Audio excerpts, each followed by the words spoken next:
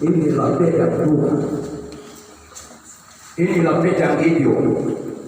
Inilah pedang Tuhan. Inilah pedang hidup. Inilah pedang Tuhan. Saudara. Jadi saya mau kasih tahu, menjelang hari Tuhan dekat ini, firman ini tidak sayang orang. Kasihan, dia punya istri 3, baru dia itu selalu berikan perpuluhan semua baru bisa aku bicara begitu sampai dia merasa tidak bisa. Firman tetap firman. Betul kan tidak? Biar kau punya istri 2, 3, tapi kau diberkati hebat itu, betul kan tidak? Karena kau menabur, betul kan tidak? Ambai hebat, tapi Ambai tidak hebat. Saya juga orang Ambai. Kenapa saya ngomong begitu? Kami Ambai hebat, tapi kami Ambai kurang hebat. Hebatnya apa? Banyak menabur, maka banyak hasil. Iya tak? Dan banyak yang tidak menabur, tidak melihat hasil. Seperti itu. Jadi saya sampai heran. Suara datang, cincang. Orang GKIP begini kepala putus jatuh. Sampai dia kepala putus jatuh.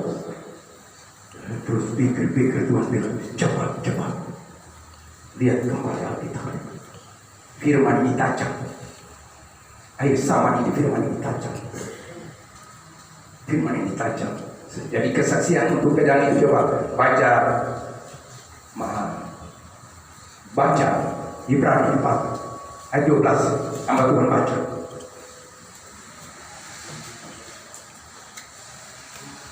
Sebelum saya mau berikan firman yang kedua, tetapi saya mau berdasarkan firman pertama yang kata sama saya. Kita lihat itu fungsi wujud dari pedang itu. Demikian kebenaran firman Tuhan. Iya. Ibrani 4 ayat 12. Pasal 4 ayat 12. 4 ayat 12. Jadi semua. Sebab firman Allah hidup dan kuat dan Sebab tajam dan firman Allah itu hidup dan bermata 2 manapun. Ia sanggup, ia menusuk amat dalam sampai memisahkan jiwa dan roh, sendi dan sumsum. Ia sanggup membedakan pertimbangan dan pemikiran hati kita. Ya, terima kasih. Ini saya kasih untuk menjadi dasar sebelum kasih masuk ke arena penyampaian. Ini dasar supaya kalau kita masuk di arena penyampaian itu, kita nanti ikuti firman itu tajam sekali. Seolah dia mengusir kita dari gereja. Saya duduk, saya pikir hebat sekali Tuhan. Malaikat di Lucifer itu waktu dia bersinah kan, dia bersinah dengan malaikat siapa? Perempuan malaikat siapa? Kata-kata saya buat Tuhan itu. Tuhan, mengapa kau usir dia? Dia ada bersinah dengan malaikat wanita siapa? Kasih tidak. Tetapi dia cari rebut kekuasaan. Itu bukan masalah bersinah dengan seorang wanita malaikat, tapi mau rebut kekuasaanku. Kotor. Harus jadi akhir zaman ini orang sombong disingkir dari gereja. Cari kedudukan, cari nama, terlalu mundur. Betul kan ya? Itu inti dari rahasia Tuhan hasil rokok atau campakan itu iblis jatuh bukan karena wanita, bukan karena kita, cuma karena dia merebut kekuasaan. Karena dia sudah lebih dulu tahu bahwa Tuhan sudah siapkan kekuasaan kepada manusia. Itu yang dia pikir. Wah, begitu kan? Oh tidak, saya yang rebut. Begitu. Itu dasarnya. Saya dulu pikir lagi, Tuhan, Nabi siapa? Nabi siapa yang kasih jatuh Adam dan Hawa di Taman Eden? Dia bilang, itu Nabi palsu. Di Taman Eden itu Nabi palsu masuk. Di Taman Eden Nabi palsu dia masuk. Yaitu dia dipakai oleh roh yang tadi jatuh itu dari surga itu. Iblis itu. Jadi ular itu kalau dia tutup buku 104 dari GKI dulu, buku-buku besar-besar buka itu lihat itu iblis itu dia bukan ular yang dia jalan tidak, dia jalan sebagai manusia. Nanti tanya-tanya ke GKI, tolong kabarkan mereka dari buku-buku dulu supaya kamu lihat iblis itu manusia, dia manusia. Tetapi karena manusia yang berputar, maka Tuhan kasih ini sebagai ular untuk kita tahu bahwa manusia yang putar balik bersama dengan ular. Betul kan tidak? Jadi Nabi palsu masuk pertama di Taman Eden. Nabi palsu dia pakai apa? Untuk kasih jatuh Adam dan Hawa. Pakai? Yuk pakai ular. Tapi ular pakai apa? Pakai dia pakai firman. Akhir zaman banyak nabi palsu pakai firman. Betul kan tidak? Ini rahasia. Akhir zaman banyak orang nabi palsu pakai firman. Apalagi dia khotbah begini berbilang, puji Tuhan, ini Tuhan saya Tuhan terkasih. Padahal sudah cinta ke agama sudah tidur di beberapa tahun lalu. Baru dia mulai lagi berkata ini saya punya pendampingan yang Tuhan kasih. Kita pakai firman. Nabi palsu pakai firman. Betul kan tidak? Banyak orang pakai firman. Dia bilang, oh yang cocok buat saya bawa kabar. Padahal dia sudah firman Tuhan sudah 3 Jadi Nabi palsu pakai firman. Seperti itu. Jadi tadi dia bilang firman itu tajam seperti pedang yang bermata dua, cincang sampai dia membedakan pikiran kita, gerak kita, jalan kita. Kita dulu begitu saja. Pikiran apa jalan apa? Dia membedakan. Ini bagaimana? Apalagi dunia sekarang ini. Ya dulu. Oh yo. Bukan mana? Jadi firman membedakan orang yang pegang apa juga. Betul kan tidak? Apa ini punya untuk apa? Pekerjaan Tuhan atau pekerjaan apa? Pekerjaan kantor atau pekerjaan apa? Wah, informasi dulu. Betul kan tidak? Nah, jadi kita lihat di sini dan sekarang saya mau singgung tentang nabi palsu. Jadi mari kita buka bersama dalam Nabi Yeremia pasal 23 ayat 9 sampai 40. Sesi pertama saya bicara tajam supaya saya tidak mau jemaat Bait Eden jangan ada nabi palsu yang masuk untuk dia masukkan dia punya. Tapi orang yang akan membangun gereja, membangun tubuh Tuhan, bicara kebenaran dan betul-betul pribadi itu benar-benar dipakai Tuhan. Haleluya. 5 jabatan sekarang akhir zaman Tuhan cari 5 jabatan ini. Nah, seperti tadi kesaksian Nabi hamba Allah itu saya kerja, itu saya punya kekurangan yang hari dia sampaikan bahwa saya memang tidak berurusan tentang urus Jumat untuk makan minum terlalu. Tapi saya urus rohani, tapi tolong masuk orang kamu urus. Haleluya. Kamu yang urus, tapi dipakai Tuhan. Thomas dipakai Tuhan. Dia di dalam waktu dalam gua lempar dia dengan batu. Dia lihat surga terbuka, langit terbuka, pintu surga terbuka. Dipakai. Majelis dipakai oleh Tuhan. Nah begitu. Nah coba baca Nabi Yeremia ayat 9 sampai 40 baca. Kita melihat bagaimana Nabi Yeremia menentang nabi-nabi palsu. Nabi Yeremia menentang nabi-nabi palsu. Jadi kita mesti bicara di dasar untuk jemaat Baitede. Jemaat Baitede kuat, harus kuat dengan pasal-pasal ayat dan firman ini. Kacau. Supaya gereja tidak berdapat ada ragi. Firman Allah dengan ragi bersama-sama. Tidak boleh. Baca. Siapa yang juru bicara, juru baca? Biar apa Tuhan saya? Apa Tuhan? Baromi. Tetap jadi juru bicara. Pembacaan. Iya. Pasal Yeremia 23 ayat 9. Mulai baca sama. Baca pelan-pelan saja. Ini merupakan pelajaran yang perlu gereja ini bersih. Ya.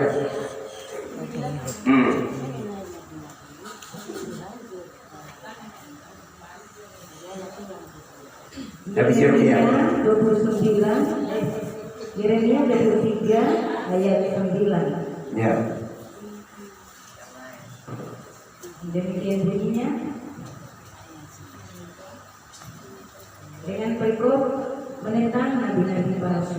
Dengan perikop menentang nabi-nabi palsu. Bukan nabi palsu itu bukan yang di luar ya. Ya kalau di luar kalau dia lawan dia itu nggak kenal. Sama dengan Paulus yang masuk di Seleukia, nabi palsu dari masih dari luar. Dia membelokkan rakyat di sana. Nabi palsu di luar punya itu. Sedangkan nabi palsu di dalam gereja ini orang belum tahu. Baca. Dia berkata, mengenai nabi-nabi, hatiku hancur dalam dadaku. Mengenai nabi-nabi kata Yeremia, hatiku hancur dalam dadaku. Segala tulangku goyah. Keadaanku seperti orang. Hatiku hancur dalam dada. Segala tulangku goyah.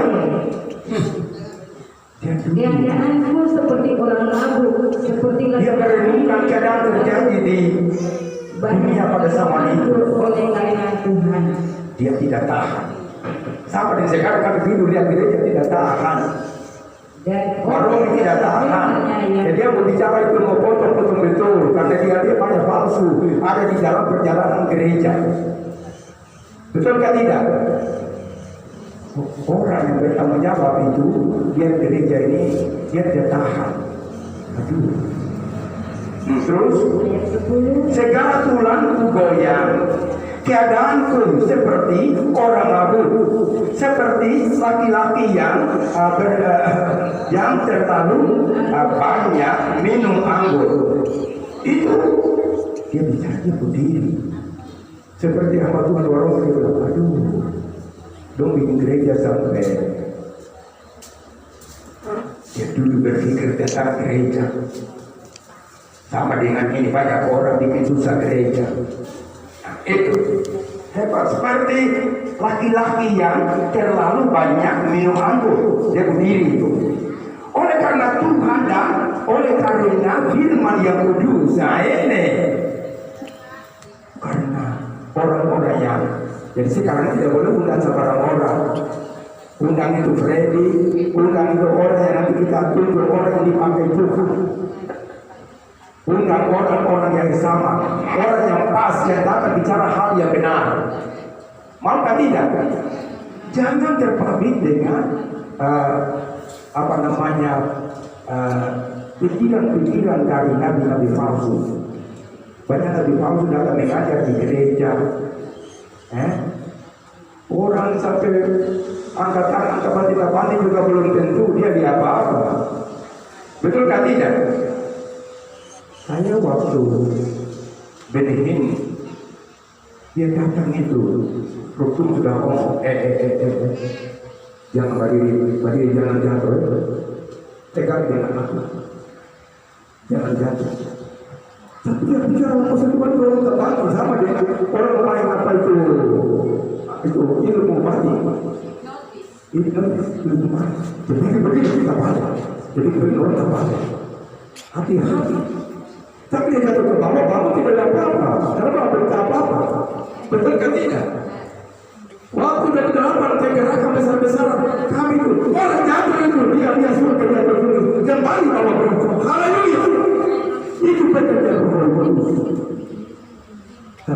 dari semua itu dia berhingga belum itu. Betul kan tidak? Jadi ini itu dia istri sama itu yang sekarang datang di PPI lagi karena Papua. Siapa tahu? Susah itu dia istri. Tapi kedua tidak seperti apa di dalam pelayanan. Maka sesudah itu tidak keluar. Karena dia sendiri bicara di belakang kami di Musa. Waktu saya dengar suara jangan jatuh. Orang jatuh bodoh. Tidak boleh. Dia cerita sampai masuk ke sini. Susah itu istri saya. Oh, susah itu istri saya. Tapi tidak saya cerita dalam pelayanan. Karena perempuan tinggi jadi laki-laki mau tinggi dari perempuan. Kalau tidak ada serasi kesatuan roh di dalam pelayanan. Begitu. Tapi hebat. Ayat yang tadi berapa? Ayat 10 kan? Ayat 9 berkata apa tadi? Sudah ayat 10. Negeri telah penuh dengan orang-orang persinahan. Negeri itu penuh dengan orang berzina. Ini Nabi ini dia menentang. Baca dia berjudul itu, dia menentang. Dia menentang itu nabi-nabi palsu di dalam gereja. Ada nabi palsu. Kami belum bicara kepala palsu, belum bicara rasul palsu, kita belum bicara guru palsu. Dasar ini orang tahu. Kalau tidak tahu itu, ternyata bawa gereja kemana? Betul kan tidak? Sungguh mati orang baru naik di atas kantor baru khotbahnya kayak apa? Nah ini negeri dalam penuh dengan orang-orang berzina. Sungguh oleh karena ini maka gersanglah negeri dan layulah padang gurun, digurungkan apa yang dikejar mereka. Nah, nabi palsu ini apa yang dikejar mereka? Itu kita perhatikan. Apa yang dikejar mereka adalah kejahatan dan kekuatan mereka adalah ketidakkeadilan. Bukan main. Sudah bawa uang, diajak perempuan sama Tuhan dan gereja itu. Nabi palsu ini. Dia di dalam gereja itu, dia diajari keluar dari gereja itu, dia bawa dia tahu dia bisa tempat untuk dia beristri sama dia lagi, baru dia datang sama dia dan istri kedua sampai ke itu. Nabi palsu dalam gereja Tuhan. Jadi sangat terus terang, nabi palsu di dalam gereja Tuhan. Dia adu domba, dia adu domba gereja. Dia ajak orang dari sana ke gereja sini, dari sini ke gereja sana. Nah, itu. Dan tadi dia kata dikejar mereka adalah kejahatan dan kekuatan mereka adalah tidak ada keadilan. Nah, tidak ada keadilan yang mana? Contoh saja, uang pemerintah kalau berbeda, kamu siapa beribadah saya kasih sama kamu, yang lain tidak. Saya kasih pecah. Wah, sudah ada keadilan. Ini nabi palsu, tidak boleh adu domba gereja di sama ini. Saya harap jemaat terbaik ini perhatikan pasal yang kita baca hari ini. Ayat yang tadi 10. Di padang gurun itu tadi kekuatan mereka adalah ketidakkeadilan. Ayat 11. Sungguh baik nabi maupun imam berlaku fasik. Baik nabi dalam gereja karunia nabi, karunia rasul, karunia guru, karunia apa lagi? Nah ini, sungguh walaupun ada nabi, walaupun ada imam, tapi berlaku fasik. Banyak orang berlaku fasik itu apa? Dia bohong di nomor 1 dalam gereja. Nabi palsu, betulkah tidak? Itu yang pernah saya ada kasih judul saya itu pembohong yang tidak disadari, penipuan yang tidak disadari, berboya-boya yang tidak disadari. Ya tipu dari pagi sampai sore, besok tipu sampai sore, tipu anak-anak orang tanya uang tidak ada semua, padahal ada uang di sana. Tapi dia tidak jawab dengan kebijakan supaya ini pegang di mulut ini jangan tumpul. Betul kan tidak? Dia jadi tajam karena firman Allah yang ini berdiri di lidah mulut itu tajam. Jadi kalau kita sudah bohong itu sama dengan pegang-pegang tajam untuk potong-potong batu. Ada barang yang dia potong batu begitu. Nah ini. Jadi penipu itu untuk sama dengan penipu itu kasih tumpu kata-kata Tuhan yang tajam benar di mulut. Ini nabi-nabi. Saya ngomong hari ini karena dua tanda yang ada. Tulis dan bicara saya. Dan bukan saja hari ini, tapi akan keluar. Himbauan ini, firmannya akan keluar ke seluruh Papua. Maka saya bilang, tolonglah saya itu. Kamu rekam untuk kita kasih keluar firman ini ke seluruh Papua untuk khusus LGBT. Apa yang dikejar mereka adalah kejahatan dan kekuatan mereka adalah ketidakadilan. Sungguh baik nabi maupun imam berlaku fasik. Jadi gereja penuh dengan kefasikan. Hamba-hamba Tuhan banyak fasik. Dosa nomor 1, jemaat saya minta maaf. Dasarnya tadi firman ini tajam, seperti pedangnya bermata. Luar biasa. Jemaat yang berbahagia bersama, pemuda yang berbahagia bersama, beruntung untuk memperhatikan kata-kata dari firman ini. Yang kejar mereka adalah kejahatan dan kekuatan adalah kejahatan. Ya 11. Sungguh baik nabi maupun imam berlaku fasik itu. Satu parau. Dusta sampai tidak berhenti. Boya-boya dari pagi sampai pagi. Bukan main. Adakah? Halo, Bro, yang satu saya kesini. Aduh, minta maaf kami ada trans di Makassar. Tadi pagi saya naik pesawat ke Jakarta. Padahal dia ada di rumah. Jadi namanya berlaku pak. Tanya uang, sampai uang mana bertanya? Sudah uang dari mana? Berlaku fasik. Terhadap mai uang. Semua berlaku fasik. Anak-anak tanya, iya berlaku tadi. Uang itu harus diatur. Kalau kita beli gula begitu sampai sudah leleh, barang kali kamu tanya ya. Tapi tidak bisa. Jadi nabi dan imam berlaku fasik di dalam rumah tangga, di dalam keluarga, di dalam gereja Tuhan. Betul kan tidak? Berlaku fasik. Tidak ada, tidak ada. Ada yang ada. Ini cukup. Maaf ini bukan cuma tapi saya cukup. Saya tidak mau beli barang ini. Itu dari kau jawab kau hebat. Nanti kau jaga jadi mulut ini cacat. Ya boleh itu sampai yang batu yang tadi main pedang sampai tanya baru begini sampai pasal. Sesungguhnya baik nabi maupun imam berlaku fasik. Wah, dulu sampai Asia. Kenapa? Wadapi ya, laki-laki yang dong bilang dia apa dia? Dia berarti nama apa? Orang ada kuasa bersihkan dengan Jepang.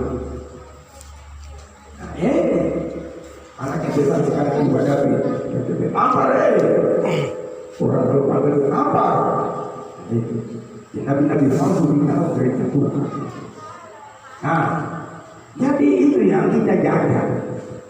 Jemaat mau jaga baik-baik gereja ini. Ini karena kita cari hasil untuk kita serahkan kepada Tuhan ini. Masa hari Tuhan ini. Sesungguhnya baik nabi maupun imam ayat 11 itu. Dia bilang, di dalam rumahku pun juga aku mendapatkan kejahatan. Di dalam rumah saya dia jadi jahat. Berapa sabaran sama dia punya anak-anak, berapa sabaran. Kejahatan mana dalam rumah, betul ke tidak? Ini banyak. Jadi firman itu tegas. berbuat saja dia iris kita demi gereja ini untuk hari Tuhan. Di rumah pun juga aku mendapati kejahatan mereka demi firman Tuhan. Saya duduk begini, saya berdoa. Kau jangan. Saya dalam begini persidangan. Wah, Tuhan tadi dia sudah jelaskan wanita itu sama saya. Wanita itu sama saya. Betul kan? Tuhan ini betul kan? Saya jalan sampai di jalan itu saya berdiri. Tiba-tiba wanita itu dia keluar kan? Dari mana datang wanita ini? Baik.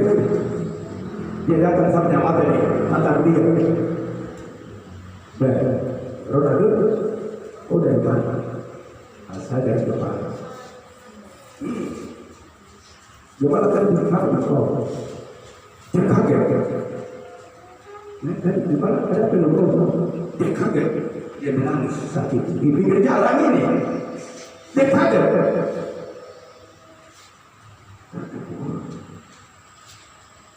Jadi kalau kita khotbah begini tidak cukup, terus dia bilang saya ada, nanti saya jelaskan. Wah, gembala bikin susah jemaat. Tetapi Tuhan bawa hari Wamea ketemu itu wanita itu di tengah jalan. Ini baru saya bikin kesaksian bersama-sama. Hebat. Jadi di dalam rumah aku sudah melihat kejahatan. Banyak penegak dalam rumah punya kejahatan. Itu ayat 10 ke 11 tadi. Sesungguhnya baik nanti maupun imam baik berdoa. Di rumah pun juga aku mendapati kejahatan mereka. Demikian firman Tuhan. Ini seperti ilmiah ya. Roh kita bukan berlebihan di roh kita. Ini ilmiah yang saya pakai ilmu rohani. Saya baca secara rohani. Tapi kalau waktu saya bicara itu, baca di